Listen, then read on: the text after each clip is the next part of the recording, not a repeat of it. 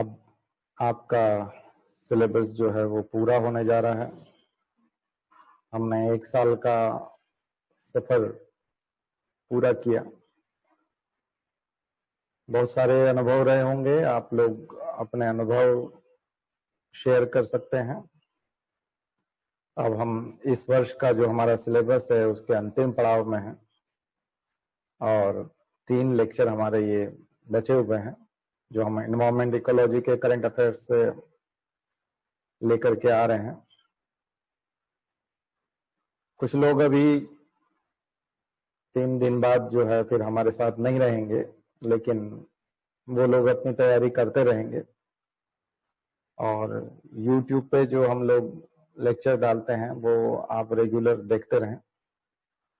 Homework करने के बाद आप अपना मूल्यांकन कर सकते हैं और जब कभी आप टेस्ट दें तो अपने नंबर जरूर जो है हमें शेयर करें कि पहले सर इतने नंबर आ रहे थे, अब हम लोग इस जगह पे पहुंच गए हैं, तो हमारी प्रोग्रेस क्या है। तो इसकी जानकारी साझा कर सकते हैं, वो आपको लाभ करेगी। ये देखिए, सिविल सर्विसेज की तैयारी एक बहुत लंबी, कठिन, रिगरस प्रोसेस है। ये बहुत कठिन प्रक्रिया है और सफलता का प्रतिशत बहुत कम होता है। बहुत ज्यादा बच्चे तैयारी करते हैं, बहुत कम बच्चे सेलेक्ट होते हैं। सेलेक्ट कौन होते हैं? जो पीछा पकड़ के रखते हैं इसका। दरअसल कई बार आपका 1 साल समझ बनाने में चला जाता है। अगर आप सिविल सर्विसेज को नहीं जानते हैं और आप अट्रैक्ट हैं या आपके घर वाले चाहते हैं कि आप सिविल सर्वेंट बने, इसलिए आप इस दिशा में आ गए हैं, तो ऐसे समय में फिर आपको लगेगा कि आप कहीं उलझ गए हैं। ये बहुत बड़ा महासागर है, ज्ञान का महासागर है। इसमें जितना गहरा गोता आप लगाएंगे और जितनी गहराई में उतरते जाते हैं, उतने अच्छे रिजल्ट आते चले जाते हैं। रिजल्ट तो आते हैं, ऐसा नहीं कि रिजल्ट नहीं आते, बहुत अच्छे रिजल्ट आते हैं, आप बन जाते हैं। कई बार मनमाफिक नहीं मिल पाता। आप बनना चाहते थे आईएएस, बन गए आईपीएस, आईपीएस नहीं मिला तो आईआरएस मिल गया, आईआरएस में भी इनकम टैक्स नहीं मिला, आप चाहते थे तो कस्टम मिल गया। कई लोग कस्टम की चाह रखते हैं तो रेलवे मिल गया। तो उसमें आप सर्विसेज पढ़िए ना, कितने तरह की सर्विसेज, लगभग 40 तरह की सर्विसेज अलग अलग है। सब क्लास 1 सर्विसेज, एक आध दो को छोड़ करके सारी क्लास 1 सर्विसेज, बहुत बढ़िया सर्विसेज। भारत की उन सर्विसेज में आप पहुंचते हैं जो पॉलिसी मेकर हैं, अपने विभाग के प्रमुख होते हैं, वहां आप पहुंचते हैं। तो आप वहां जाकर के नीति निर्माण करते हैं भारत के लिए। भारत को बहुत कुछ देते हैं, सरकार को देते हैं, स्वयं को देते हैं, परिवार को देते हैं, समाज को देते हैं।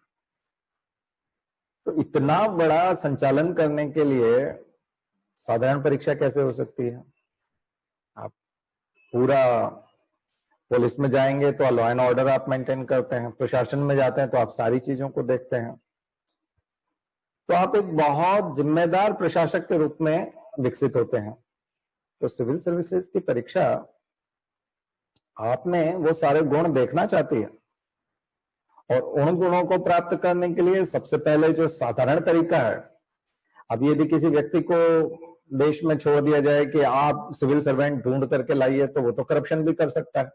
इसलिए हम लोगों ने एक ट्रांसपेरेंट प्रक्रिया इस्तेमाल की है, यूपीएससी बना दिया है, एमपीपीएससी बना दिया है, जिसकी सहायता से लोगों को आवेदन मंगवाते हैं लोगों से और कहा जाता है कौन कौन एप्लीकेंट है, कौन कौन उम्मीदवार बनना चाहता है, किस किस को लगता है कि वो सिविल सर्विसेज के लायक है। लोग फॉर्म डालते हैं अपना, फिर उनकी एक परीक्षा कर लेते हैं, 3 टायर एग्जाम हो जाती है, प्रीलिम्स हो जाता है, मेंस हो जाता है, इंटरव्यू हो जाता है। उन तीनों की छटनी में जो होकर के निकल जाता है तो फिर उसकी प्रॉपर ट्रेनिंग करा ली जाती है, कॉमन ट्रेनिंग हो जाती है, फाउंडेशन कोर्स हो जाता है, बाद में आपका स्पेशल कोर्स हो जाता है जो डिपार्टमेंटल कोर्स होता है, जो आप अपने मदर डिपार्टमेंट में जाकर के वहां पर ट्रेनिंग सेंटर पे स्पेशल कोर्स करते हैं। वो आपके काम से जुड़ा हुआ होता है, वो जनरल नहीं होता, वो एक तरह से स्पेसिफिक होता है और आपके काम को आपको परफेक्ट बनाता है। तो पेरेंट एकेडमी आपको अपने काम में परफेक्शन के लिए प्रशिक्षित करती है। फिर आप फील्ड में ट्रेनिंग के तौर पे उतार दिए जाते हैं। फिर आपका एग्जाम होता है, वापस डिपार्टमेंटल एग्जाम्स होते हैं, आपको पेपर निकालने पड़ते हैं, तब आपको कहीं जाकर के पावर दिए जाते हैं और आप फील्ड में पोस्टेड होते हैं, और तब आप डिसीजन मेकिंग करते हैं, तब आपके सिग्नेचर से फाइलों पे डिसीजन होते हैं।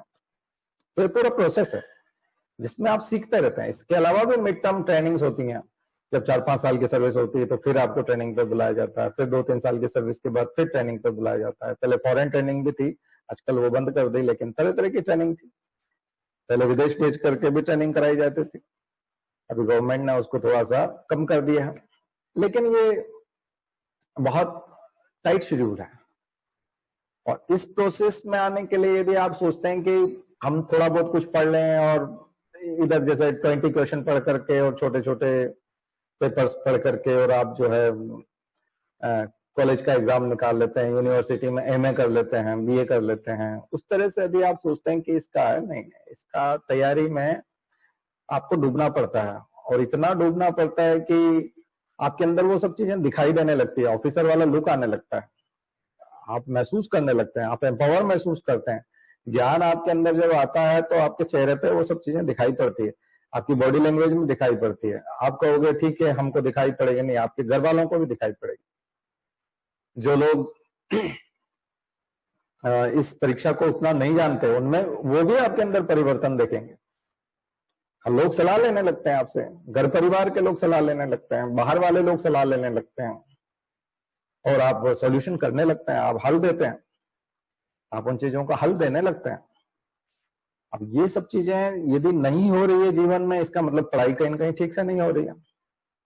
तो हम सिलेबस को यदि पूरा पढ़ेंगे, आप अगर अपने जो हमने आपको पढ़ाया है साल भर में, तो आपने अपने अंदर परिवर्तन देखा होगा ना, दुनिया को देखने का नजरिया बदला होगा आपका। साइंस एंड टेक्नोलॉजी पढ़ने के बाद आप दकियानुसी आदमी नहीं रह सकते ना, अंधविश्वासी नहीं रह सकते। साइंस एंड टेक्नोलॉजी पढ़ने के बाद में जब आप कॉस्मोलॉजी पढ़ते हैं, या जब आप यूनिवर्स पढ़ते हैं, और जब आप पढ़ते हैं कि ऊपर तरह तरह के यान भेजे जा रहे हैं, दूसरे प्लेनेट की खोज हो रही है, दूसरे प्लेनेट पे वातावरण कैसा है ये खोजा जा रहा है, इलेक्ट्रोमैग्नेटिक वेव्स के माध्यम से या तमाम प्रकार की रिमोट सेंसिंग और उन सब तकनीकों से कैसे हम पृथ्वी के गर्भ तक की जानकारी, अंदर की जानकारियां प्राप्त कर रहे हैं, तो फिर हमारा अंधविश्वास दूर होता है।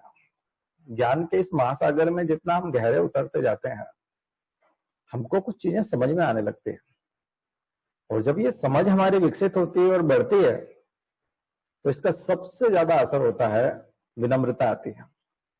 हम लोगों को ये समझ में आने लगता है कि हमारा क्या अस्तित्व है, हम क्या हैं।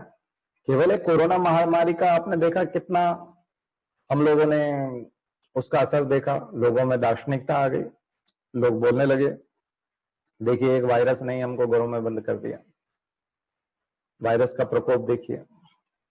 वायरस जो इनविजिबल है, नन्हा सा सूक्ष्म जीव है, आज उसने हम सबको कहाँ ला के रख दिया।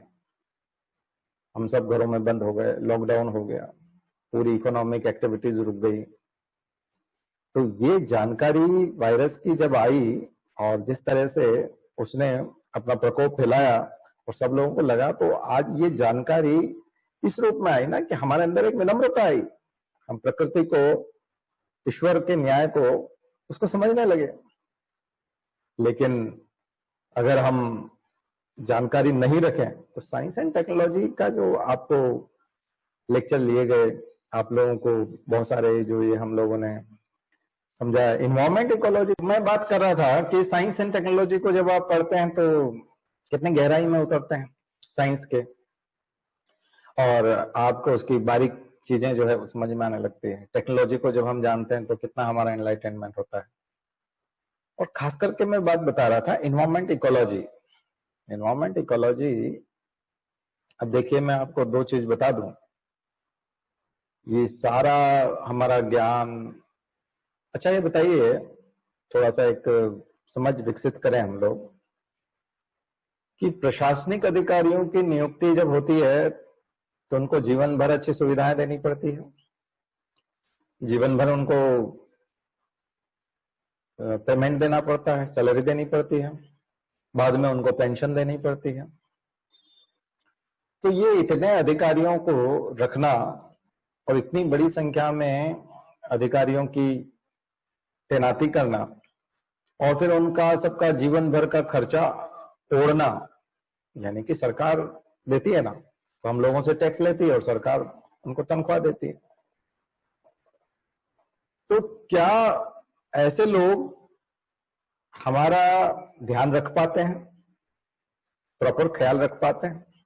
तो लॉकडाउन का सलाह देना कि लॉकडाउन कब शुरू करना था, कब खत्म कर देना था, इकोनॉमिक एक्टिविटीज कब शुरू करनी थी, कब खत्म कर देनी थी, हम लोग तो प्रभावित हो रहे हैं ना इनके डिसीजन से।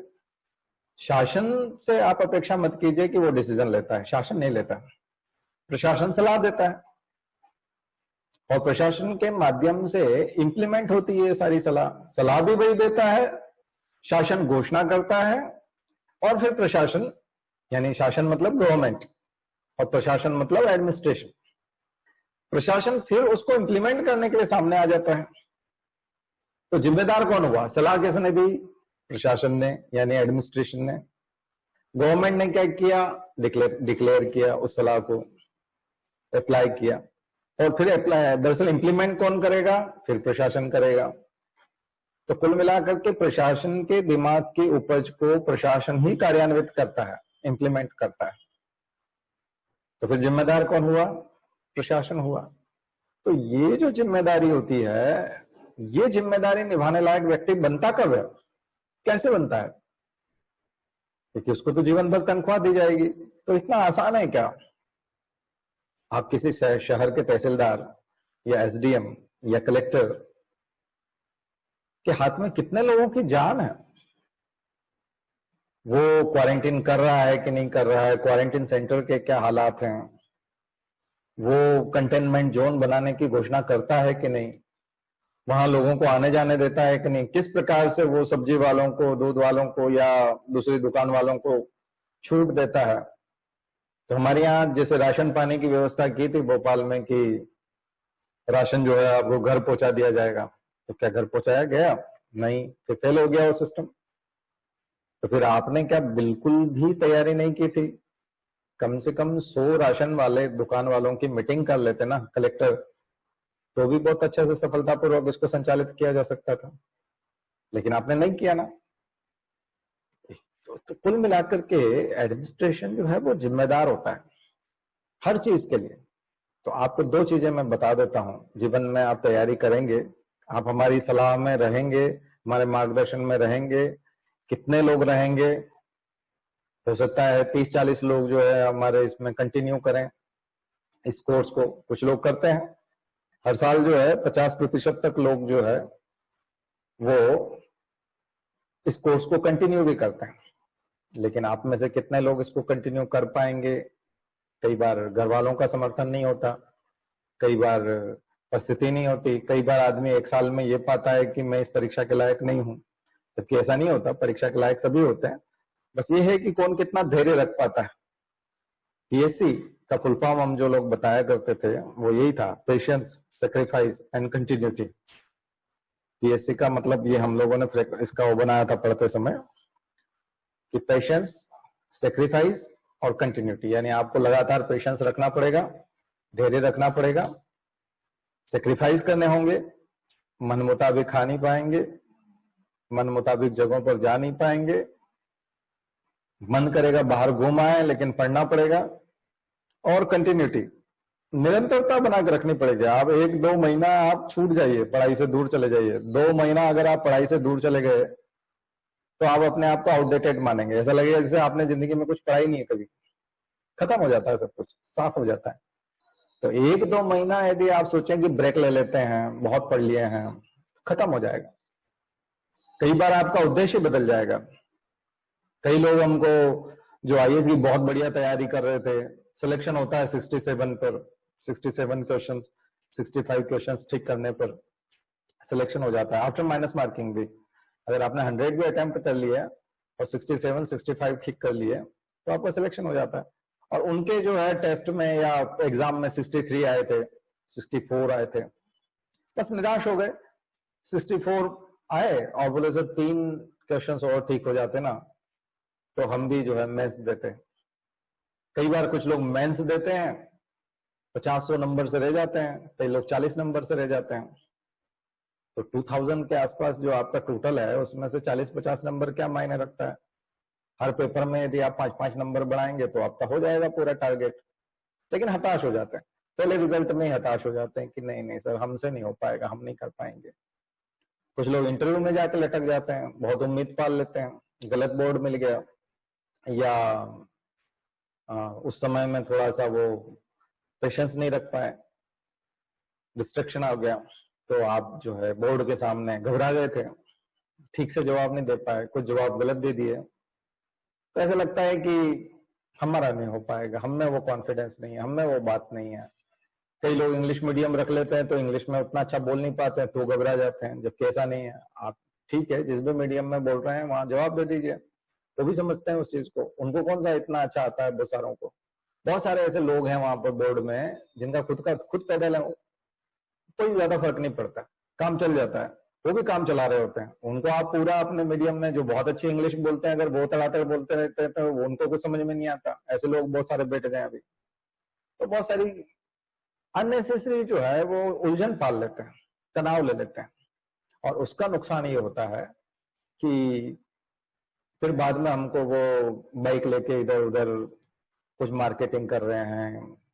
ऐसा नहीं कोई काम करना बुरा होता है, लेकिन फिर जब हम जैसे कहीं कार लेकर जा रहे हैं, रास्ते में लाइट पे कहीं रुके हैं या और कहीं जगह पर वो मिले मार्केट में कहीं, तो वो आके प्रणाम करता है, बोलता है सर मैं अभी ये काम कर रहा हूँ, इस कंपनी में काम कर रहा हूँ, उस कंपनी में काम कर रहा हूँ। पूछते हैं कितना मिल जाता है, क्या हो जाता है, सर 10-12 हजार रुपये मिल जाता है।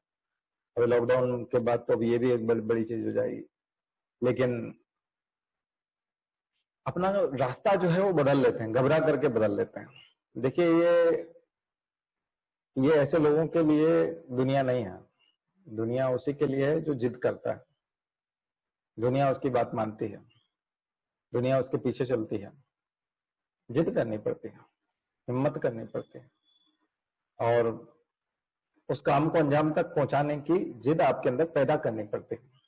अगर ये आप नहीं कर पाते तो फिर आप कोई बेड़ा उठा लें, तैयारी करने का बेड़ा उठा लें। पर्सनालिटी डेवलपमेंट तो होता है, ये बात तो है कि आपकी तैयारी कभी बेकार नहीं जाती, पूरी जिंदगी काम आती है। और ये तैयारी जो है आपको एक मजबूत आदमी भी बनाती है। लेकिन इसके साथ साथ और भी कुछ जिम्मेदारियां हैं। हम लोगों को आखिर एक न एक आजीविका के लिए जीवन में कोई ना कोई काम तो करना है, कोई ना कोई नौकरी तो करना है। तो फिर क्यों ना ऐसी नौकरी की जाए जो मनपसंद हो और हमको सम्मान भी दिलाए, परिवार को सम्मान दिलाए, और हम जीवन में जॉब सेटिस्फेक्शन जिसको कहते हैं उसको प्राप्त करें। तो ये कैसे हो सकता है? ये आपको रास्ता तो बता दिया गया, आप सेल्फ स्टडी भी कर सकते हैं, पर अगर आप निरंतर गाइडेंस में रहते हैं तो हम आपको ऑब्जर्व कर सकते हैं, आप उस ऑब्जर्वेशन का लाभ उठा सकते हैं। लेकिन साथ साथ जब सलाह दी जाती है ना, तो सलाह का पालन भी करना पड़ता है। हमने देखा है कि अधिकांश लोग सलाह का पालन नहीं करते हैं। हम जो सलाह देते हैं उसको पालते नहीं, होता नहीं। देखिए कठोरता से करना पड़ता है, ताकि समय तो निकल जाता है। कई बार आप समय को बिताना चाहेंगे तो पूरा 24 घंटा आपका ऐसे ही निकल जाएगा, कैसे निकल जाए पता ही नहीं चलेगा आपको। लेकिन अगर आप होमवर्क करते हुए करेंगे, पढ़ाई करते हुए समय निकालेंगे, कोर्स को, सिलेबस को, देखिए मैंने आपको कहा था कि किताब को खत्म करने का एक नशा होता है। जब आप किसी किताब को खत्म करते हैं, यानी कि किताब के पहले पेज पे थे, 1-1.5 घंटे बाद आप 12वें पेज पे हैं, शुरू करने में थोड़ी सी दिक्कत लगती है, और फिर धीरे धीरे उसके 50वें पेज पे आए। तो ऐसे में हथियार डालने से काम नहीं चलता। 700 पेज की किताब है, 600 पेज की किताब है, तो उसके आधे से ज्यादा किताब जब खत्म हो जाती है ना, उसके बाद के उत्साह की बात अलग होती है। आपने कभी ये महसूस किया है कि नहीं? लेकिन आप किताबों को खत्म करना सीखो, किताबें शुरू करो, उनके मध्य में पहुंचो, और फिर देखो आप कि उसके मध्य में पहुंचने के बाद उसको जब आप खत्म करना है, ये देखिए आप जो ये वीडियो से जो तैयारी करते हैं ना, यूट्यूब पे, तो अधकचरे दिमाग वाले अधिकांश लोग हैं, 90% लोग तो अधकचरे दिमाग के हैं। उन्होंने कुछ तो भी वीडियो डाल दिए हैं, आप सोचेंगे कि इससे आईएएस हो जाएंगे, इससे नहीं होंगे। या तो फिर आपको छांटना आना चाहिए उसमें से कि अच्छी सामग्री क्या है, बुरी सामग्री क्या है। उसके लिए आपको प्रैक्टिस लगेगी, यानी कम से कम 6 महीना वीडियो देखने की प्रैक्टिस जिसकी होती है यूट्यूब पे, वो छांट पाता है कि कौन सा सही वीडियो है और कौन सा ठीक नहीं है। उसके साथ साथ आपको सब्जेक्ट की समझ भी होनी चाहिए, एग्जाम की समझ भी होनी चाहिए कि अप्रोप्रिएट है कि नहीं है। अदरवाइज ऐसे ही अभी आप तैयारी शुरू कर रहे हैं और एकदम से आप वीडियो देखना शुरू कर दिया और आपको लगा कि ये वीडियो सब कुछ कर देगा, नहीं कर पाएंगे। बड़े बड़े नाम होने से भी कुछ नहीं होता, बहुत सारे व्यूज होने से भी कुछ नहीं होता। दरअसल कोई भी वीडियो आपका कल्याण नहीं कर सकता। हाँ, आप सब कुछ है, आपको सब कुछ पता है, ऐसे में आप एडमिरल गोश्कोव का जानकारी कोई दे रहा है वीडियो पे और आप उसको हासिल कर रहे हैं।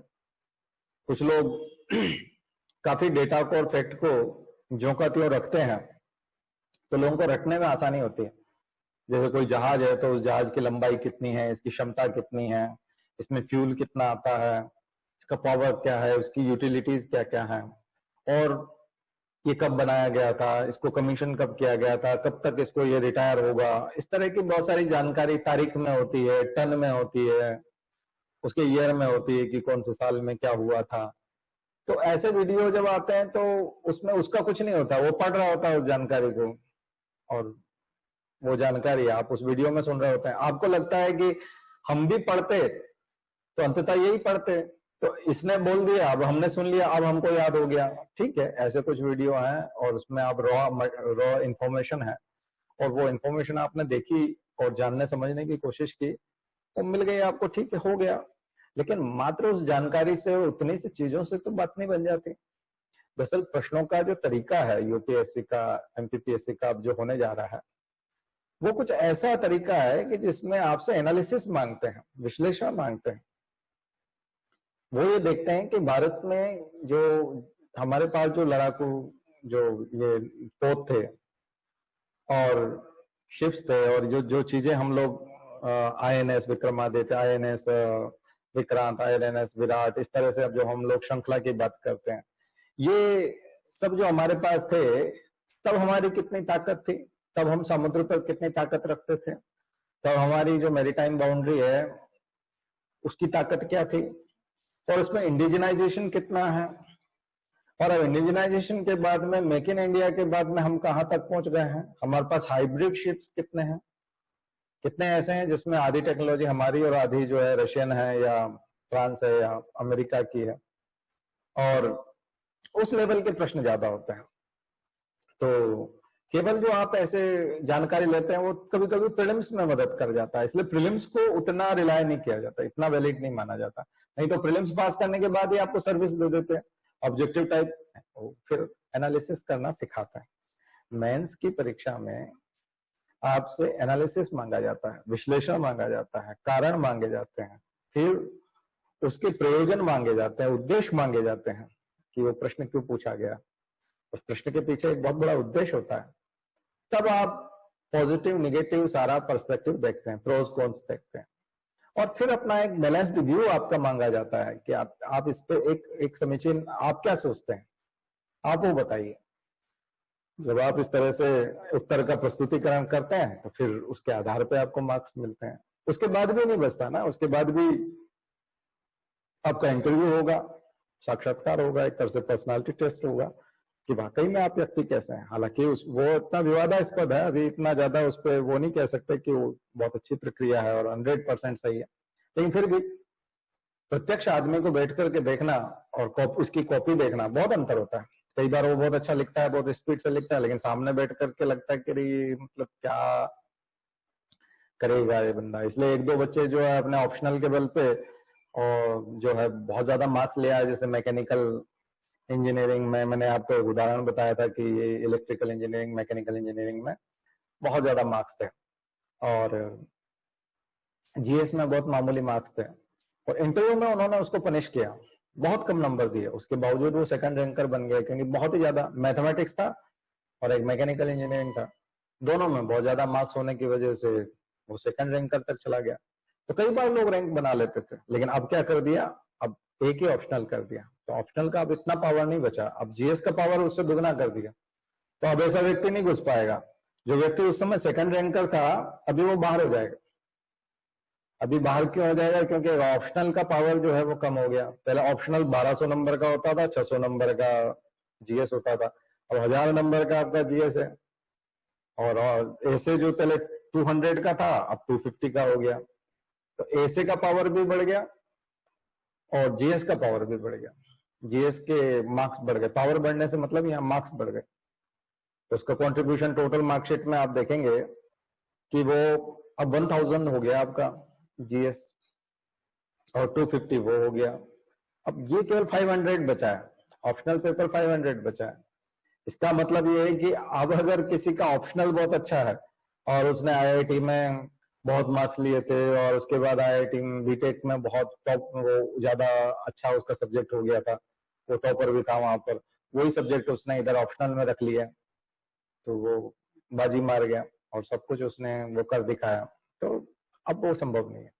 अब यूपीएससी में आपका एक ऑप्शनल लगभग अधिकांश 90% लोगों का एक ऑप्शनल ठीक ही होता है, और वो दूसरे ऑप्शनल में जाकर के दिक्कत आती थी।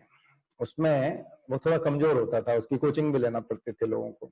एक ऑप्शनल ऐसा है कि उसमें सामान्यतः कोचिंग नहीं लेना पड़ती। अब जो लोग बिल्कुल इंजीनियरिंग बैकग्राउंड के हैं और आर्ट्स में आते हैं, इधर हिस्ट्री, पोल साइंस या पब्लिक एडमिनिस्ट्रेशन, सोशियोलॉजी और ये सब्जेक्ट्स लेते हैं, उन लोगों को थोड़ा सा दिक्कत आती है। मैथ्स वाला आता है, कॉमर्स वाला आता है इधर शिफ्ट होकर के, तब उसको नए सिरे से। अब कई बच्चे जो जिद करते हैं वो फिर यहीं बैठे रह जाते हैं। हमको यहाँ भोपाल में ढेरों ऐसे बच्चे देखने को मिले जिनका प्रीलिम्स हो गया, मेंस में हमने कहा ये ले लो भाई, हिस्ट्री ले लो, ये सोशियोलॉजी ले लो, ये ले लो भाई, पब्लिक एडमिनिस्ट्रेशन ले लो, ज्यादा और कुछ करना है तो ज्योग्राफी ले लो। बच्चे नहीं मानते थे, और नहीं सर हम तो मतलब सीए के टॉपर थे और हमने तो सीए भी किया हुआ है, और कॉमर्स हमारा बहुत फेवरेट सब्जेक्ट, कॉमर्स नहीं छोड़ सकते। और कॉमर्स की कोचिंग हमने दिल्ली में भी ले लिया और पिछले साल भी पढ़ के आए थे। तुम्हारा क्या हुआ, पिछले साल में सर 4-5 नंबर कम रहेगा, उससे पहले भी पढ़े थे, कोचिंग हमने ले रखी है। इस बार भी हम सर केवल कॉमर्स की कोचिंग लेने चले जाएंगे, लेकिन सब्जेक्ट सक्सेसफुल ही नहीं है, बहुत कम, 1 या 2 बच्चे सिलेक्ट होते हैं, 3-4 बच्चे सिलेक्ट होते हैं, मानते नहीं लोग। हिंदी साहित्य कभी नहीं पढ़ा होता तो भी हिंदी साहित्य ले लेते हैं, फंस जाते हैं। तो कई बार सब्जेक्ट का सिलेक्शन जो है वो गड़बड़ा देता है। और सबसे बड़ी बात है जिद, अपने सब्जेक्ट को लेकर के एक तरह का पूर्वाग्रह पाल लेना और फिर एक वो मान लेना कि नहीं ये मुझे बिल्कुल पसंद है और ये मुझे ले जाएगा, लेकिन नहीं करवा पाता, तो वो अपनी जिद के कारण मारे जाते हैं।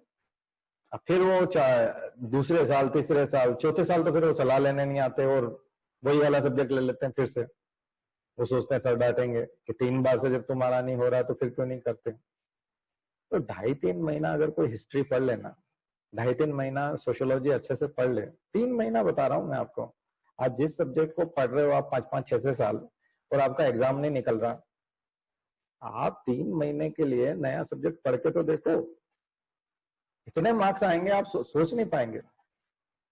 जहां आप दोनों पेपर में मिलाकर के 200 मार्क्स पहुंच रहे हैं 500 में से, या 230 पहुंच रहे हैं, वहां आप 320 तक पहुंच सकते हो, आसानी से 320-340 तक जा सकते हो। तो एकदम से 100-120 नंबर का फर्क पड़ जाता है सब्जेक्ट चेंज करने से। कुछ सब्जेक्ट बहुत सरल है, बहुत आसान है।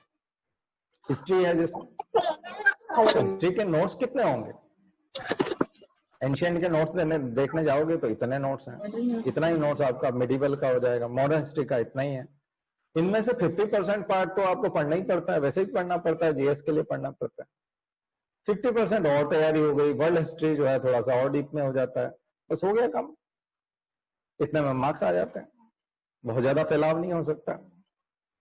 और आप पबेट ले रहे हैं, पबेट डायनेमिक है, रोज बदलता है, तो Indian institute of public administration के जर्नल वगैरह आपको पढ़ना पड़ेंगे, नया ट्रेंड पढ़ना पड़ेगा। तो पब्लिक एडमिनिस्ट्रेशन का आपको, जब तक आप अभी के करंट डेवलपमेंट, अभी की रिपोर्ट्स, अभी की कमेटी की रिकमेंडेशंस, ये सब आप जब तक नहीं पढ़ते, एआरसी पूरा रिपोर्ट पढ़ना पड़ेगा, तो जब तक आप इन सब चीजों को अपडेटेड नहीं करते तब तक आपका सब्जेक्ट, फिर ये वाला सब्जेक्ट काम नहीं करता।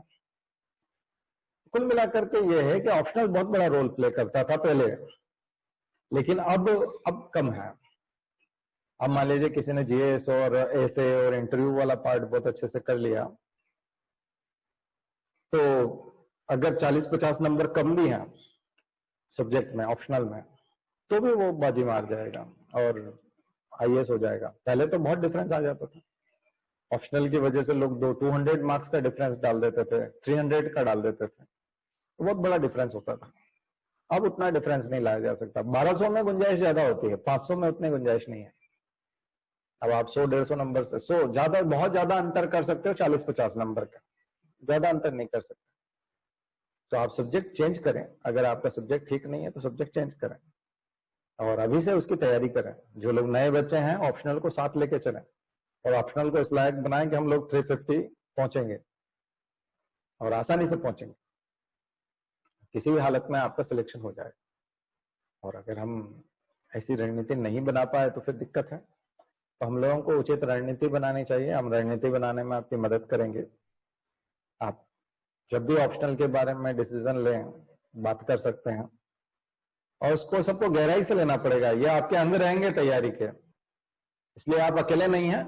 आप छोड़ करके जा रहे हैं, अब क्लास पूरी हो जाएगी, नए बच्चे आएंगे, नए एडमिशन हो रहे हैं और जो लोग हम एडमिशन नहीं भी रखेंगे कंटिन्यू, आप हमारे साथ नहीं भी रहेंगे तो भी आप सलाह ले सकते हैं और पूछते रहिए, हम बताएंगे। तो जुड़े रहने की अभी हम 2-3 दिन ऐसे ही बात करेंगे। तो इन्वायरमेंट और हेल्थ की बात मैं कर रहा था आपसे, उस समय में मैं बात छूट गई कि सबसे ज्यादा जो प्रशासनिक अधिकारी को जरूरी है नॉलेज, खास करके इस पेंडेमिक के टाइम हमने देखा कि सबसे ज्यादा जो जरूरी ज्ञान है जो हमें अच्छा प्रशासनिक अधिकारी बनाता है वो इन्वायरमेंट और हेल्थ का। हेल्थ का आपको एक्सपर्ट होना पड़ेगा और रोगों को, रोगजनक को, यानी कि जो वेक्टर्स होते हैं, पैथोजेंस होते हैं और जो वायरस हैं, बैक्टीरिया हैं और बीमारी का पूरा विज्ञान, तो जो डिजीज को आपको समझने में मदद करे, ऐसा हेल्थ एक्सपर्ट तो हर प्रशासनिक अधिकारी को होना चाहिए। तभी आप अच्छी नीतियां बना पाएंगे, तभी अच्छी सलाह दे पाएंगे और उसके हिसाब से पॉलिसी बनेगी। और दूसरा एनवायरमेंट, आप इस बार पेंडेमिक ने हमको एक और चीज सिखाई कि एनवायरमेंट को संभालना पड़ेगा, ध्यान रखना पड़ेगा। तो क्लाइमेट चेंज का प्रभाव आने वाले हैं। अभी आप साइक्लोन देख रहे हैं, एक साइक्लोन आया था, चला गया अम्फन, अब एक निसर्ग तूफान और आ रहा है एक। तो आपको समय समय पे साइक्लोन से निपटना पड़ेंगे क्योंकि आपकी पोस्टिंग ऐसे कोस्टल जोन में हो सकती है जहां साइक्लोन आते रहते हैं, साइक्लोन प्रोन एरिया है। तब आपको डिजास्टर मैनेजमेंट में परफेक्ट होना पड़ेगा। तो डिजास्टर मैनेजमेंट की जानकारी एनवायरमेंट और हेल्थ के बगैर तो संभव नहीं है। तो आप फ्यूचर के एडमिनिस्ट्रेटर हैं ऐसा मान करके इन दो हिस्सों को, हेल्थ को और एनवायरमेंट इकोलॉजी, इनके क्वेश्चंस भी बढ़ेंगे, नंबर ऑफ क्वेश्चंस ज्यादा होंगे। अब आप सोचिए करंट अफेयर्स में इस बार कोविड के, पेंडेमिक के, लॉकडाउन के, इकोनॉमिक एक्टिविटीज जो हमारी ड्रॉप हुई है, जो हमारे माइग्रेंट वर्कर्स गए, इन लोगों के प्रश्न नहीं होंगे तो फिर किन के प्रश्न होंगे? तो आने वाले समय में जो एग्जाम्स रहेंगी उनमें इन सब चीजों के प्रश्न रहेंगे ना, इनका समावेश होगा।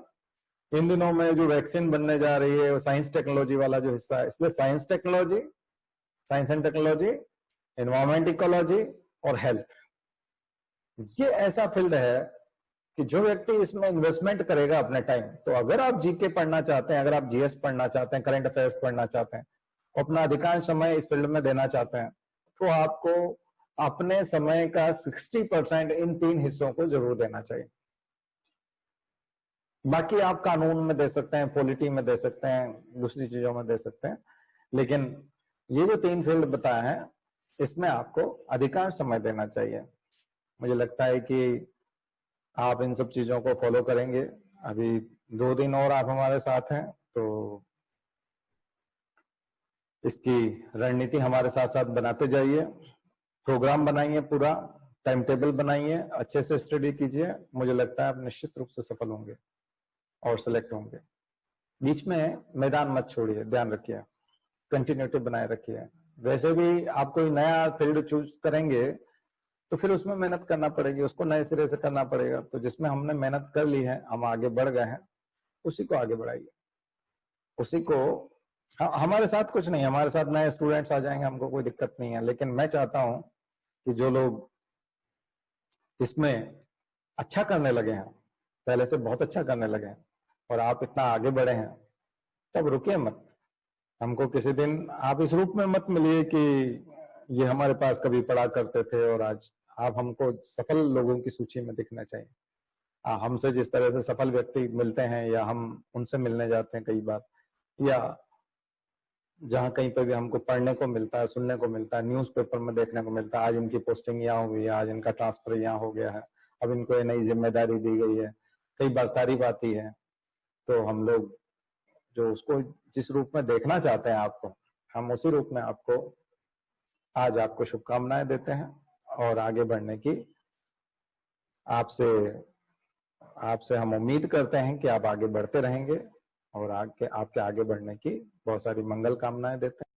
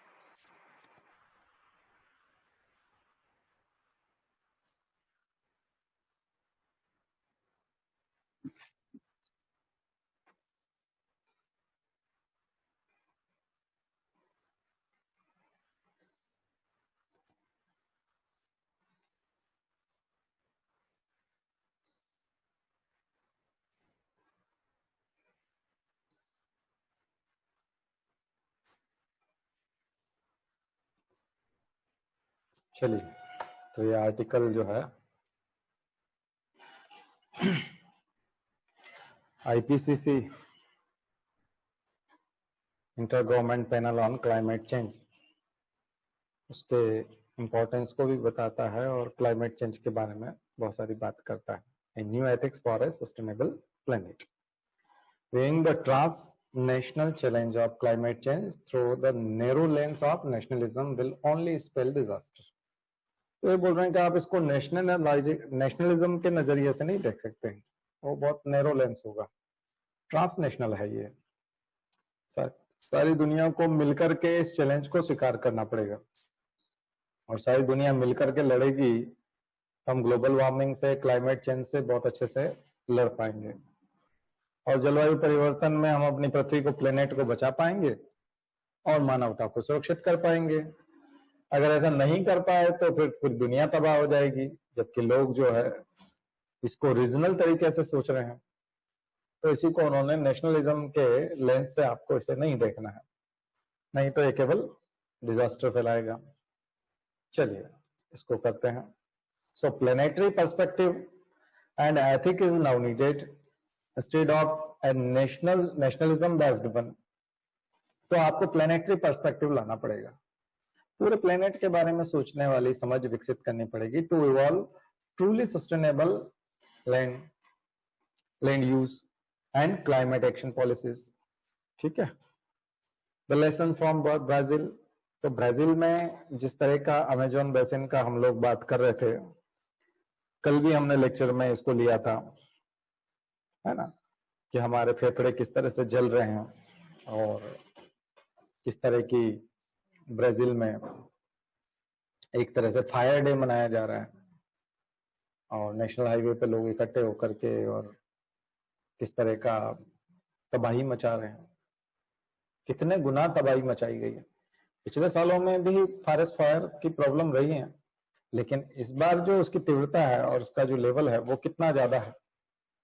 सो ये बोल रहे हैं कि the international fire set in the forest of Amazon basin in Brazil are a reminder for the global nature of the climate catastrophe, though it may look like a local phenomena. हालांकि हमको ऐसा लगता है कि एक local घटना है, स्थानीय घटना है, ब्राजील की घटना है, लेकिन ये बताइए, हम ब्राजील के जो अमेजोन के जंगल हैं उसको तो हम लोग पृथ्वी का फेफड़ा कहते हैं ना, पूरी पृथ्वी का।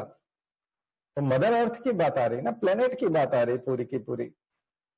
तो ये लोकल प्रॉब्लम कैसे हो सकती है, केवल ब्राजील की प्रॉब्लम कैसे हो सकती है? केवल ब्राजील की नहीं है, ये यूनिवर्सल प्रॉब्लम है, प्लेनेटरी प्रॉब्लम है। So internal versus external.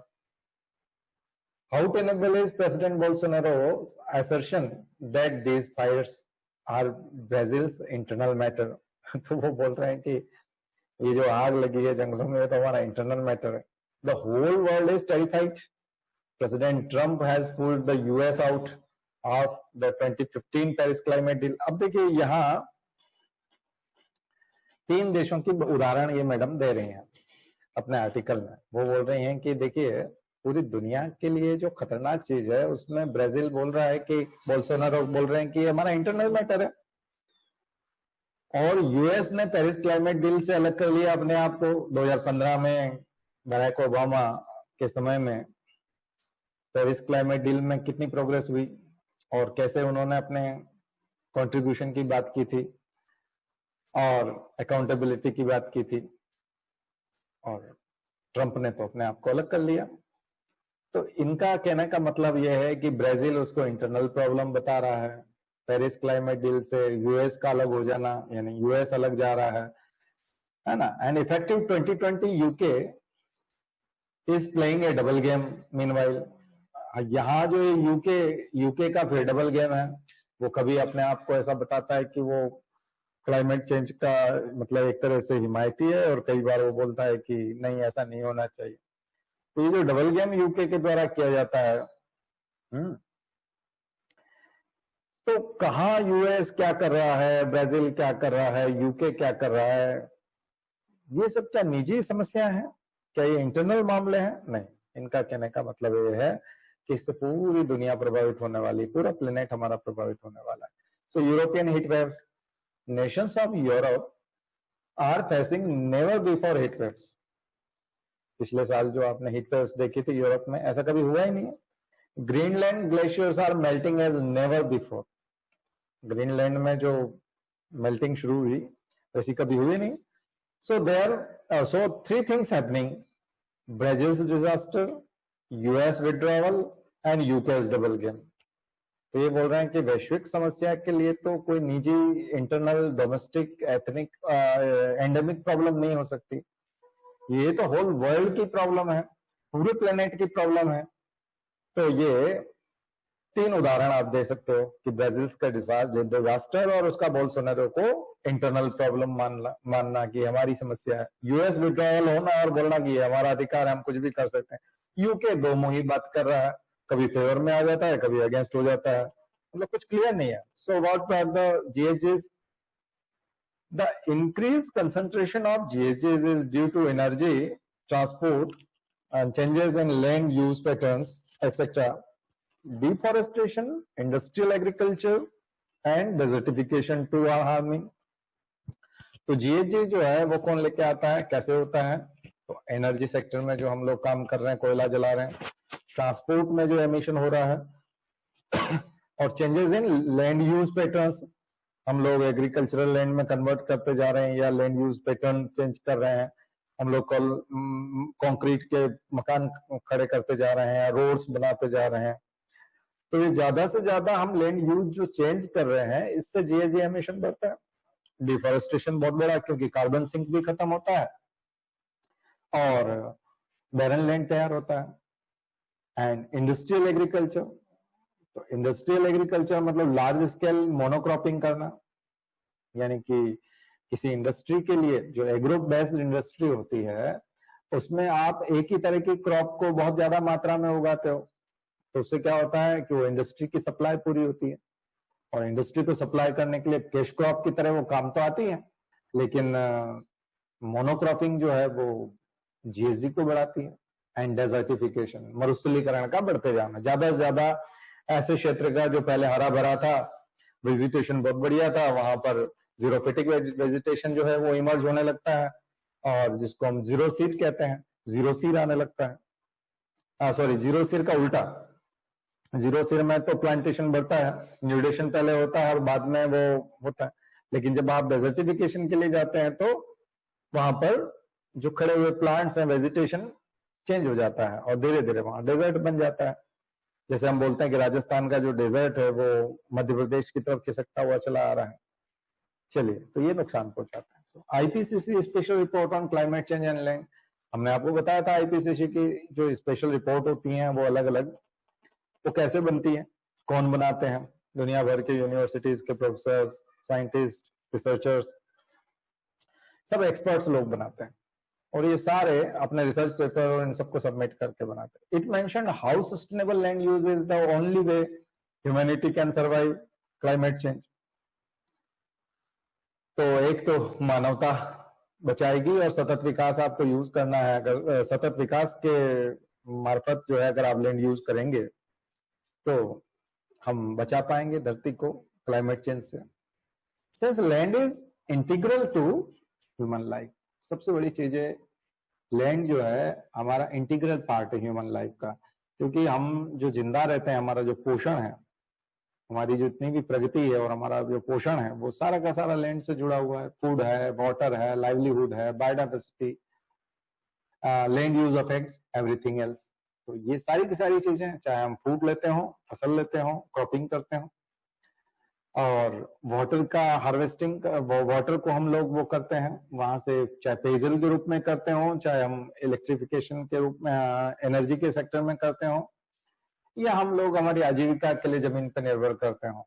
और बायोडाइवर्सिटी स्पेशली, चाहे वो केटल्स हो हमारे, चाहे फूड के कारण जुड़े हुए हों हमारे, चाहे मनोरंजन के कारण जुड़े हुए हों, चाहे हम वाइल्ड लाइफ सफारी करते हों, कुल मिलाकर के हम बायोडाइवर्सिटी पे डिपेंड करते हैं।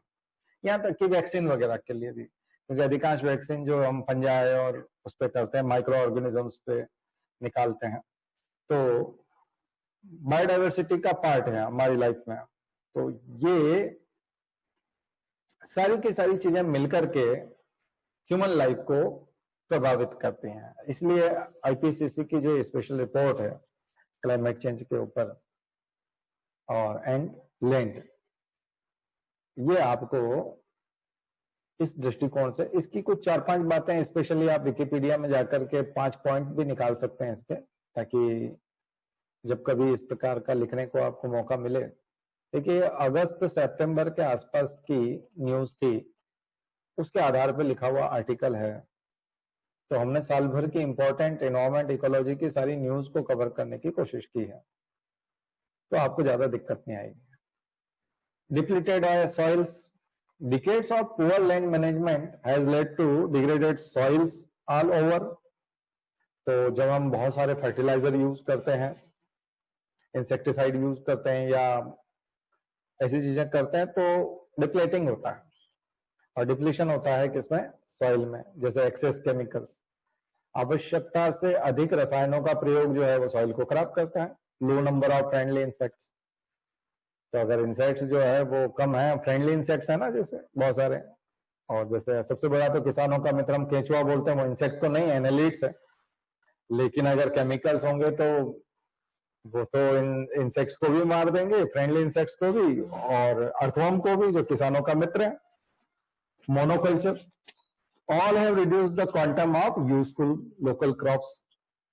Water management issues are separate, water management अपनी जगह है। सो चेंजेस नीडेड, सबसे पहले क्या क्या होना चाहिए? First, reduce the use of chemicals. अगर आपको क्लाइमेट चेंज से मुकाबला करना है और अपनी धरती को बचाना है, तो आपको केमिकल्स का प्रयोग कम से कम करना होगा। Then go closer to agro ecology based methods of farming. तो हमको एग्रो इकोलॉजी बेस्ड मेथड्स यानी वही ऑर्गेनिक फार्मिंग की तरफ जाना चाहिए। Avoid turning grassland to farmland, grassland को फार्मलैंड बनाने से बचना चाहिए, क्योंकि जितना हम ग्रासलैंड कम करेंगे उतना ज्यादा फिर ग्रेजिंग एरिया के लिए आप फिर डिफॉरेस्टेशन करोगे, क्योंकि ग्रेजिंग एरिया कम हो जाएगा तो फिर डिफॉरेस्टेशन होगा। Increase soil carbon and reduce salinisation, soil में कार्बन की मात्रा ज्यादा से ज्यादा होनी चाहिए, इसलिए जो लीटरिंग होता है और जो पौधों की पत्तियां, ह्यूमस क्रिएट होता है, वो ज्यादा से ज्यादा क्रिएट होने देना चाहिए। और सैलिनेशन को कम से कम करना है, हमको सैलिनिटी कम करना है। सॉइल की सैलिनिटी ज्यादा होगी तो फिर वो काम की नहीं रहेगी, उपजाऊ भी नहीं रहेगी और हेल्दी भी नहीं होगी। देखिए अगला, देखिए food management. We need to cut down the 25% of wastage. एक तो अभी फूड का वेस्टेज बहुत होता है। फूड का वेस्टेज होना मतलब आपने क्रॉपिंग एरिया बढ़ाया है, क्रॉपलैंड बढ़ाया है, ग्रासलैंड कम किए हैं, आपने फॉरेस्ट को लॉगिंग करा करके और उसको कट करके और फिर वहां पर जंगल में खेती की है, तो कुल मिला के आपने कार्बन सिंक कम किया है और कार्बन डाइऑक्साइड सोखने वाले जो है प्लांट्स कम किए हैं। उस जगह पर आपने फार्मिंग की है, वहां फूड उगाया है, खाना बनाया है, और अब उस बने हुए खाने को फेंक दिया या उसको वेस्ट कर दिया। तो कुल मिलाकर के जितना खाना हमको चाहिए उससे ज्यादा हम लोग बनाते हैं, तो 25% हमारे यहाँ वेस्टेज होता है।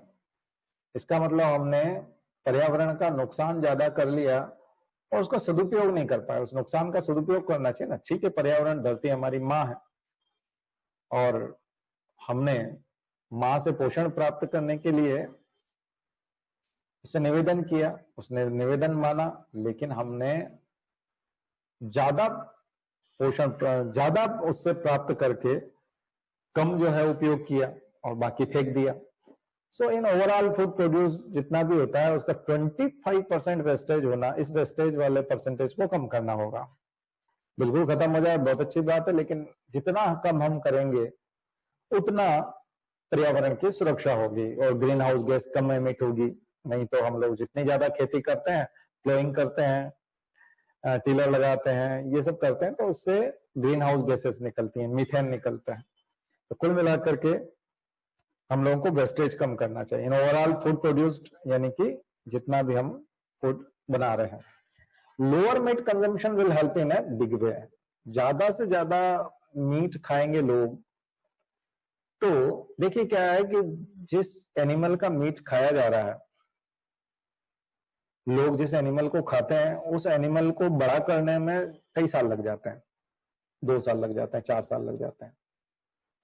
4 साल तक किसी एनिमल को आप घास खिला रहे हैं, पौधे की पत्तियां खिला रहे हैं, वो तो रोज खा रहा है। 1 किलो, 2 किलो, 3 किलो घास पत्ती, 5 किलो तक, 10 किलो तक खाता है एनिमल, और उसको आप एक ही दिन में खा जाते हैं। तो इतने दिन तक उसने पर्यावरण का विनाश किया एक तरह से, और उसने बहुत सारी पत्तियां खाई, यानी प्रोड्यूसर्स को खाता है ना वो, और प्रोड्यूसर्स को खाता है यानी वो प्राइमरी कंज्यूमर है। और प्राइमरी कंज्यूमर क्या करता है, 10% लॉ है एनर्जी का, यानी वो 90% तो कंज्यूम कर जाता है, अपनी जिंदगी चलाता है, और 10% जो है वो ट्रांसफर करता है एनर्जी, आपने देखा था। तो लोअर मीट कंजम्पशन रहेगा तो फूड मैनेजमेंट बहुत अच्छे से हो सकता है। तो इसलिए मीट पे कम से कम डिपेंड रहा जाए, जिससे पर्यावरण बचेगा। मीट पे ज्यादा डिपेंड करने से क्या होगा कि उस मीट को तैयार होने में, और मीट जब तैयार होता है तो वो एनिमल को न जाने कितने टन वो हरी पत्तियां, हरी घास और पर्यावरण को के कितने बड़े हिस्से को नुकसान पहुंचाने के बाद उसकी इतनी ग्रोथ होती है, और उसको सीधा हम खा जाएं, उसको अगर हम फूड बनाएंगे, इसका मतलब आपने कई ट्रक भर करके घास खाया है, यानी कितने पौधों को आपने नष्ट किया है एक एनिमल को खा करके। इसलिए जो मीट वाला है, जो नॉन वेजिटेरियन वाला जो कंसेप्ट है, इसको इको फ्रेंडली नहीं कहा जा सकता। ये इको फ्रेंडली नहीं है। इसके बजाय आपका पेट तो थोड़ा सा 1 कटोरी पालक और 2 रोटी से हो सकता था ना, और एक बकरी को आप 2 रोटी और एक कटोरी पालक और 2 रोटी खिलाइए, क्या होगा? नहीं, दिन भर में बहुत कुछ खिलाना पड़ेगा उसको। तो एक दिन में वो जितना कुछ खाएगी, तो ऐसा वो कई दिनों तक उसने खाया, 1 साल तक, 2 साल तक, उसके बाद उसको एक ही दिन में कोई आदमी खा गए, 2-3 आदमी मिलके, तो ये तो बहुत खतरनाक चीज है। तो पर्यावरण का विनाश बहुत तेज गति से होता है। So how to do all this? Improve market access for small farmers. तो छोटे किसानों को बढ़ावा देना पड़ेगा आपको, उनके लिए मार्केट एक्सेस बढ़ानी पड़ेंगी। एम्पावर वुमन फार्मर्स, जो महिला किसान हैं उनको ताकत देनी पड़ेगी, एम्पावर करना पड़ेगा। Expand agri extension services and strengthen land tenure systems, तो वो आपको करना पड़ेगा मजबूत। और reduce the multiple stresses on land and cropping. तो जो मल्टीपल स्ट्रेस आया हुआ है लैंड और क्रॉपिंग पे, इसको ज्यादा से ज्यादा रिड्यूस करने की जरूरत है। So nationalism harms in combating land management and climate change, national is a bad idea. यहां केवल आपको नेशनलिज्म के नजरिए से देखने से बात नहीं बनेगी। A planetary plan is needed for a sustainable Earth. Many movements have tried it. Fridays for Future, the Transition Network, La Via Campesina, etc. ये सब एक लोकल मूवमेंट्स हैं, बहुत सारे ऐसे आंदोलन हैं। Humans have to see that we are just a part of the planet, not its master. हम स्वामी नहीं है इस पृथ्वी के प्लेनेट के, हम इस प्लेनेट के एक पार्ट हैं। जो हमने अभी आपको बताया कि जब हम साइंस एंड टेक्नोलॉजी को पढ़ते हैं और जब हम इन्वायरमेंट इकोलॉजी को पढ़ते हैं, तो हमारे अंदर एक विनम्रता आती है, एक श्रद्धा पैदा होती है पर्यावरण के प्रति, साइंस एंड टेक्नोलॉजी के प्रति, ज्ञान के प्रति। और हम जितना ज्यादा ज्ञान हासिल करते जाते हैं, विनम्रता बढ़ती जाती है। हम मालिक नहीं है इस दुनिया के, इस प्लेनेट के, हम इस प्लेनेट का एक पार्ट है, और पार्ट बन के रहें, यानी कि हम पुत्र बन करके रहें, स्वामी बनने की कोशिश न करें। तो प्रकृति के पुत्र बन के रहेंगे तो सुखी रहेंगे, प्रकृति के स्वामी बनने की कोशिश करेंगे मालिक बनने की कोशिश करेंगे तो प्रकृति ने अभी पलट करके जवाब दिया ना, लॉकडाउन करवा दिया। एक वायरस छोड़ देगी तो आप सबको बराबर कर देगी। लोग रोज सुबह उठ करके भाग रहे थे 22 मार्च के पहले, 23 मार्च के पहले, जब जनता कर्फ्यू लगा था उससे पहले किसी आदमी को पकड़ करके 9 बजे 10 बजे सुबह उसको रोक लो जरा, वो कार में बैठ रहा है तब, कि भाई कहाँ जा रहे हो, 2 मिनट बात कर लो। बोले नहीं टाइम नहीं है भाई। और फिर 23, 24 मार्च, 25 मार्च आते आते क्या हुआ, टाइम ही टाइम है, अब पूरा खाली हो गया वो घर में। अब कोई बात करने वाला नहीं, कोई पकड़ नहीं रहा उसको, कोई बोल नहीं रहा कुछ बात करनी है, नहीं, खत्म हो गया सब कुछ। तो पल भर में सारा का सारा ढह सकता है, सब कुछ खत्म हो सकता है। स्वामी बनने की कोशिश की तो सब कुछ खत्म कर देगी प्रकृति। और यदि हम उसका पार्ट बन करके उसके साथ सहजीवन करते रहे तो फिर वो पाल लेगी, उसकी पालने की क्षमता है। 700 करोड़ को भी पाल लेगी, 800 करोड़ को भी पाल लेगी। तमीज से रहेंगे तो सब हो जाएगा। सस्टेनेबल डेवलपमेंट करेंगे, ऑर्गेनिक फार्मिंग करेंगे, केमिकल नहीं डालेंगे, वेस्टेज नहीं करेंगे, मीट नहीं खाएंगे, तो मीट का कंजम्पशन कम होगा तो अपने आप सारी चीजें ठीक हो जाएगी, फिर प्रकृति ठीक कर लेगी। तो ये मुझे लगता है आर्टिकल जो है आपको काफी हद तक मैनेजमेंट, यानी कि ग्रीन हाउस गैसेस का मैनेजमेंट कैसे करें, और नेशनलिज्म वाला लेंस हटाएं और ट्रांसनेशनल बनाएं इसको। अपना जो विजन है वो ट्रांसनेशनल बनाएं, यानी कि नेशन की बाउंड्रीज के क्रॉस। चलिए, ये IPCC climate change and land report 2019, इसमें क्या क्या कहा गया था, इसमें तरह तरह की डेफिनेशंस भी दी हुई है। व्हाट इज लैंड, लैंड की डेफिनेशन भी इन्होंने दी है। It is the terrestrial portion of the biosphere that comprises the natural resources. Land में क्या क्या आएंगे, soil, near surface air, vegetation and other biota and water. The ecological process, topography and human settlements and infrastructure that operate within that system. तो land की परिभाषा में ये सारी चीजें आती हैं। Definitions, sustainable land management, desertification, land degradation and food security. इन सब की डेफिनेशंस जो है आपको मिल जाएगी। ये सब आप जितने भी टर्म्स इस आर्टिकल में भी देखने को मिल रही थी, वो टर्म्स के अलग से आपको डेफिनेशंस लिख के रखना चाहिए। कभी कभी तो 3 मार्कर में एमपीपीएससी वाला तो 3 मार्कर में ऐसे ही पूछ लेता है, प्रीलिम्स में कई बार सवाल आ जाते हैं इसके, मेंस में आपको जो है क्वेश्चंस के बीच में आपको ये सब चीजें डालनी पड़ेंगी। तो बना के रखिएगा, जितना ज्यादा आप प्रैक्टिस करेंगे इन चीजों की उतना आपको फायदा होगा। रिपोर्ट एसेंशियल्स,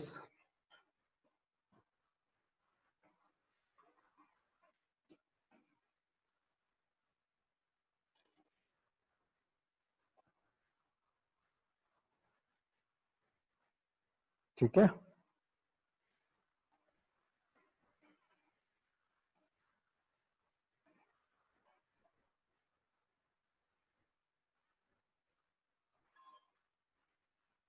ये तो स्क्रीनशॉट लेते जाइए, आपको मदद मिलती जाएगी। पूरा स्क्रीन पे दिख रहा होगा।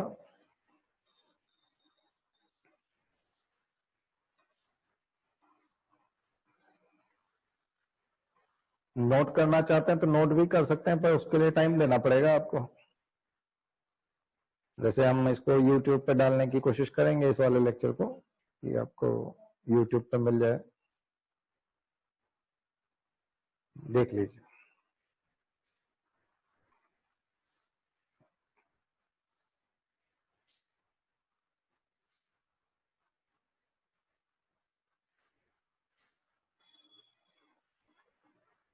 ये रिपोर्ट है।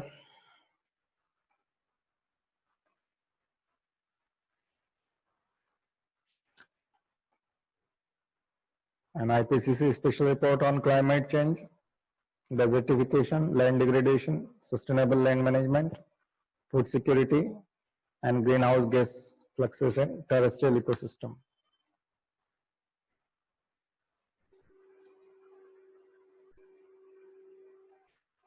चलिए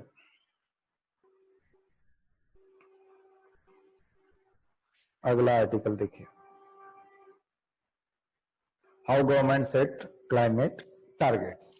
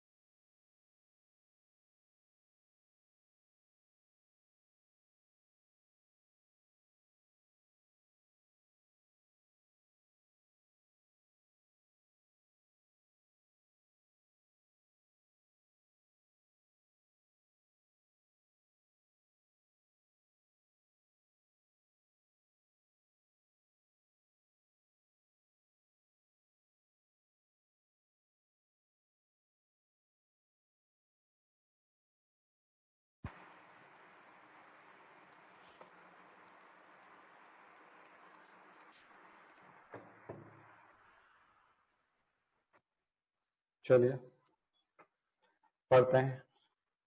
इन tackling climate change, long term and short term planning makes a big difference. देखिए क्या है, कुछ देश इस तरह की प्लानिंग कर रहे हैं जो बहुत शॉर्ट टर्म है, यानी 15 दिन की 20 दिन की प्लानिंग कर रहे हैं। कुछ देश 30 साल की और 20 साल की प्लानिंग कर रहे हैं। तो ये क्या करना चाहते हैं? वाकई में जो लोग करना चाहते हैं वाकई में लॉन्ग टर्म प्लानिंग करेंगे। जैसे इन्होंने कहा हम 0 एमिशन कर देंगे, तो 0 एमिशन करने में तो टाइम लगेगा, 30 से 50 साल लगेंगे। तो वो इसका मतलब वो वाकई में कुछ करना चाहते हैं, कुछ ऐसे ही दावा करके आ जाते हैं कि हम ये कर देंगे वो कर देंगे। तो एक जॉइंट स्टेटमेंट इंडिया और फ्रांस का आया था, उसके ऊपर ये आर्टिकल है। तो India France joint statement, the August 2019 statement dedicated a large part to climate change. सबसे ज्यादा तो उसमें क्लाइमेट चेंज वाला हिस्सा है, biodiversity, renewable energy and ocean resources.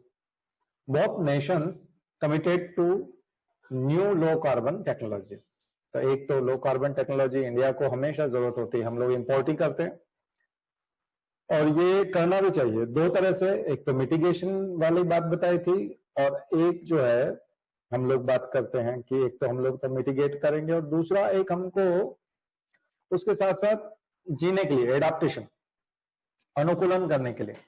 यानी कि जब पर्यावरण परिवर्तन हो जाएगा या क्लाइमेट चेंज हो जाएगा और बहुत ज्यादा गर्मी जब हो जाएगी, वो सारी समस्याएं जब खड़ी हो जाएगी, तो हम उसके साथ कैसे जिंदा रहें, उन समस्याओं के साथ कैसे जिंदा रहें। तो समस्याओं को कम करना और समस्याएं आ जाए तो अपने आप को एडॉप्ट करना, दो तरह की टेक्नोलॉजी की जरूरत पड़ती है क्लाइमेट चेंज के समय में। समस्याओं से लड़ने के लिए, उनको कम करने के लिए, और समस्याओं को के साथ जीने के लिए। तो अभी भी हमारे साथ यही है। एक तो कोरोना में हमने मिटिगेशन का काम भी किया और एडाप्टेशन का काम भी किया, यानी कि कोरोना को कम भी करना है, और कोरोना अगर बच जाए यहाँ पृथ्वी पे तो फिर हमको उसके साथ साथ भी रहना और कैसे काम करना है। तो वही मास्क, सैनिटाइजर और वही सब चीजें। तो पेरिस एग्रीमेंट 2015 क्या कहता है? Under the 2015 agreement on climate change coming into force from 2020, तो ये 2020 से लागू होना है। All nations have to declare the NDCs, nationally determined commitments या कॉन्ट्रीब्यूशंस। तो ये जो कमिटमेंट्स हैं कॉन्ट्रीब्यूशंस के, कि आप क्या कमिट करते हैं। So most have done it for 2025 और 2030, यानी कि ये 5 साल 10 साल के प्रोग्राम है जो गवर्नमेंट्स को अपने लेवल पे करने हैं, कंट्री वाइज। इंडियन प्रॉमिस क्या है? हम लोग क्या प्रॉमिस करके आए? It will bring down the emission intensity by 33 to 35% by 2030, यानी 2030 तक हम 33 से 35% जो एमिशन की तीव्रता है इसको कम ले आएंगे कंपेयर टू 2005 लेवल। यानी 2005 की तुलना में हम 2030 में 35 से 35% एमिशन कम कर लेंगे। At least 40% of electricity in 2030 would be from non fossil sources. तो ऐसा हम लोग फॉसिल फ्यूल के ऊपर डिपेंड नहीं करेंगे, यानी कि 40% इलेक्ट्रिसिटी हम लोग जो है अदर रिन्यूएबल और नॉन कन्वेंशनल सोर्सेज से कर लेंगे। Forest sinks for another 2.5 to 3 billion ton carbon to be created. ये बहुत खतरनाक चीज थी कि फॉरेस्ट सिंक जो है हम बढ़ा देंगे। तो फॉरेस्ट बढ़ाना मतलब अभी जितना फॉरेस्ट है उसका कुछ प्रतिशत जो है आपको फिर बढ़ा देना पड़ेगा, और ये हमारी जीडीपी का पूरा 3 billion ton carbon to be created emission intensity, emission per unit of GDP. तो ये बहुत पैसा लग जाना है। तो इतना हमारे पास अभी इकोनॉमिक सपोर्ट जब तक हमको वर्ल्ड लेवल से नहीं मिल जाता तब तक हम इन प्रॉमिस को पूरा नहीं कर सकते, और आफ्टर पैंडेमिक तो अब बिल्कुल भी नहीं। Update every 5 years. The first NDC, nationally determined commitments, was declared in 2015 and next comes up in 2020. Every next NDC must be an improvement on the previous. तो जो जितने भी नेक्स्ट एनडीसी आते हैं ये पुराने जो इंप्रूवमेंट्स हैं उसके आगे के हैं। सो लॉन्गर टर्म कमिटमेंट क्या है भाई? Nations need to commit to 30 और 50 ईयर क्लाइमेट टारगेट्स, इसलिए 50 कर लेना इसको, एसओ को। 30 और 50 ईयर क्लाइमेट टारगेट्स, हमको 30 या 50 साल के क्लाइमेट टारगेट्स जो है वो कमिट करने चाहिए। That will make climate change more predictable and whether the coming catastrophe can be avoided.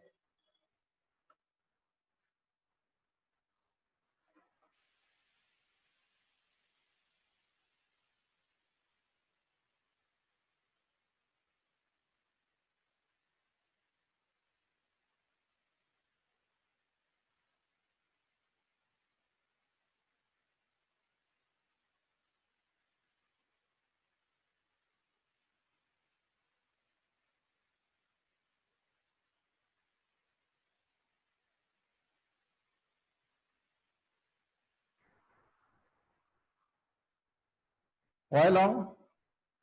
9 not short?